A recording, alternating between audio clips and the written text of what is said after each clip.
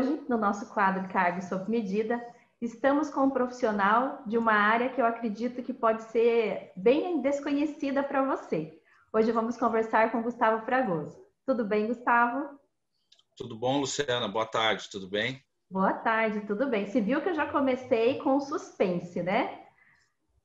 E agora, Gustavo, qual é o cargo que você ocupa? Eu sou observador técnico do Grêmio Futebol Porto Alegrense, observador técnico do profissional. Eu faço parte do departamento de análise de desempenho, que coleta informações dos adversários do clube em todos os campeonatos, seja campeonatos nacionais, regionais e campeonatos internacionais. Nossa, Gustavo, que legal! Isso significa que você, então, acompanha o trabalho, o desempenho de atletas em campo.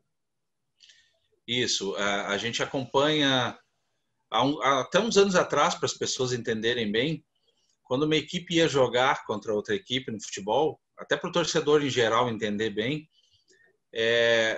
a equipe simplesmente treinava de acordo com o que ela achava necessário e ia para o jogo.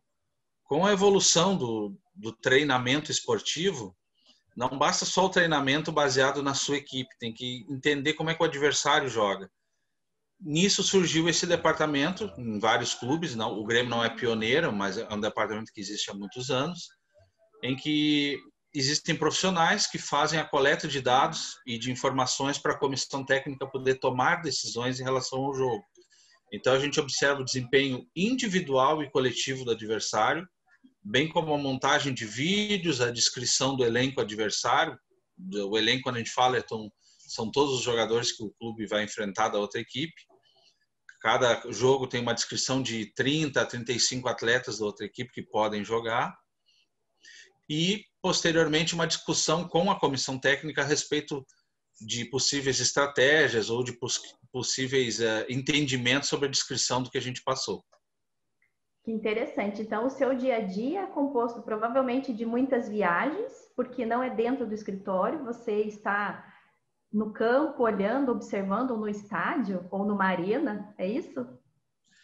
Agora com a pandemia está sendo muito no escritório, né? Pois existem as limitações sanitárias.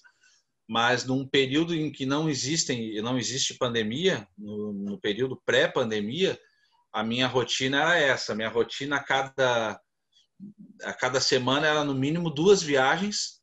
Por exemplo, no meio da semana, geralmente eu estava assistindo um jogo no Nordeste e poderia, no final de semana, estar num jogo fora do Brasil, devido à competição que o Grêmio fosse enfrentar.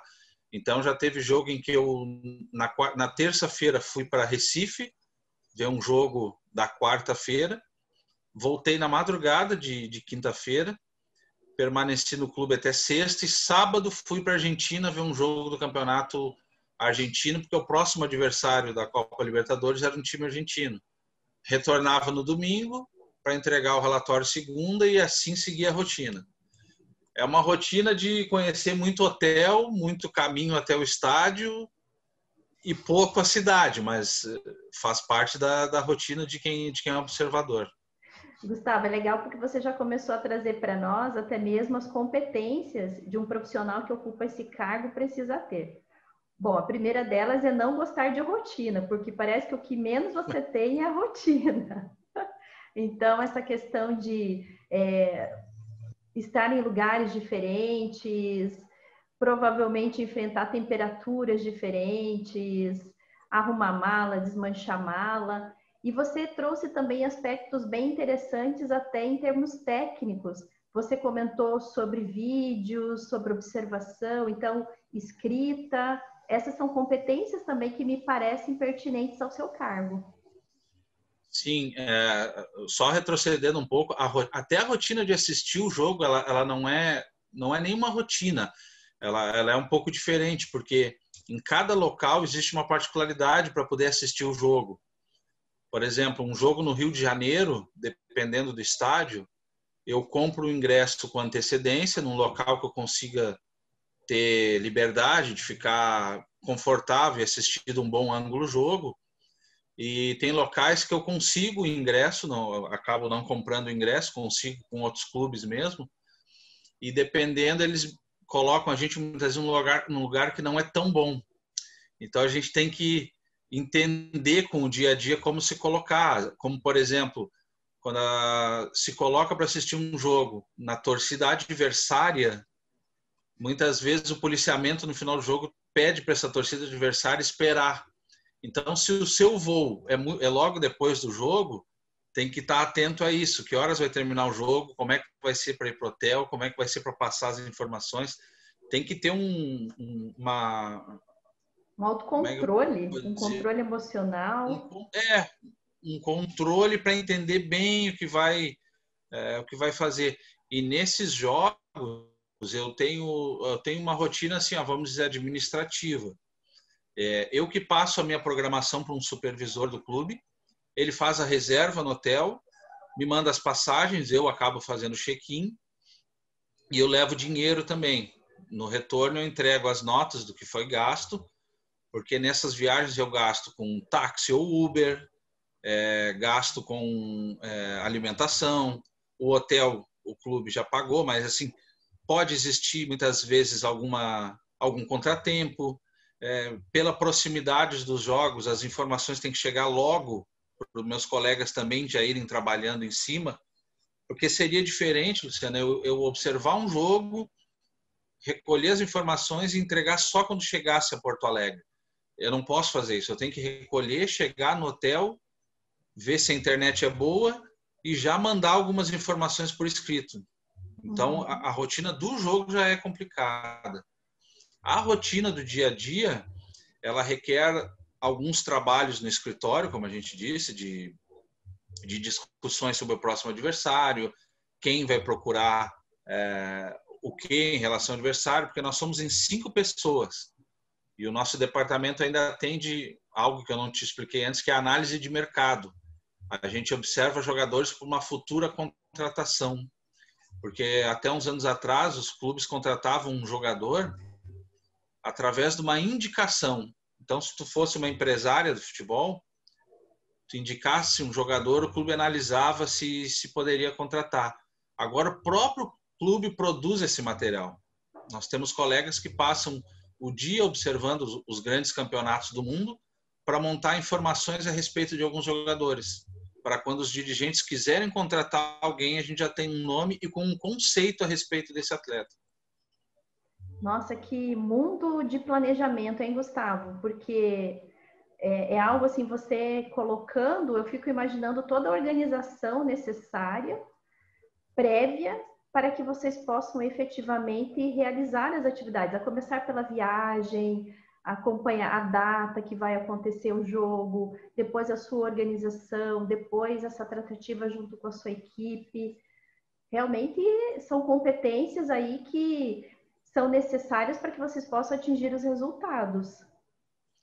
Eu estou no futebol, trabalhando no futebol há mais de 23 anos e como qualquer torcedor, eu entrei no futebol com aquela paixão de criança, por gostar de futebol. Depois fui fazer educação física, né? Sou formado pela Universidade Federal do Rio Grande do Sul, mas ainda achando que o futebol era o jogo e acabou.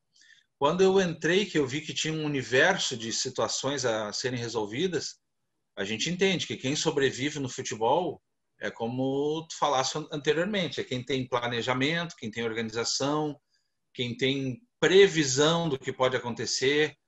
Futebol a gente tem que ter plano A, B, C e D, porque como a gente está na rua, indo de um local para o outro, o jogo é muito dinâmico, às vezes uma informação muda muito rápido e a gente tem que estar preparado para não ser um profissional engessado, um profissional que não tem flexibilidade.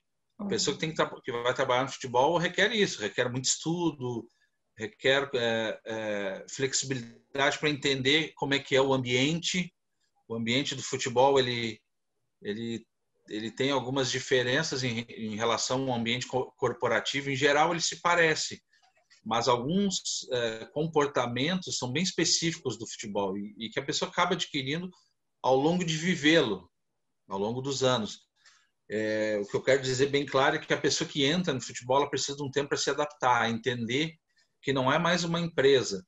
A pessoa que sai de uma empresa, vamos dizer, eu não sei se eu posso dizer nomes, uma empresa de aço, uma siderúrgica, e vai para outra, trabalhando num setor de recursos humanos, por exemplo, difere pouca coisa, se eu não estou muito enganado, em relação a como lidar com as pessoas.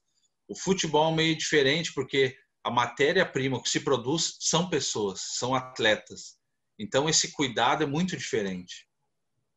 Gustavo, olha, muito obrigada pela seu compartilhar em relação ao cargo. Tenho certeza, foi para mim uma surpresa quando eu descobri que o futebol não é só o jogo, que existe todo um planejamento, é uma estrutura maravilhosa e que a gente conhece muito pouco para quem não vive o futebol. Mas vamos deixar isso para um outro momento, para que a gente possa compartilhar aí. E hoje a gente encerra aqui a parte da descrição de cargo. Muito obrigada, Gustavo, pela sua participação.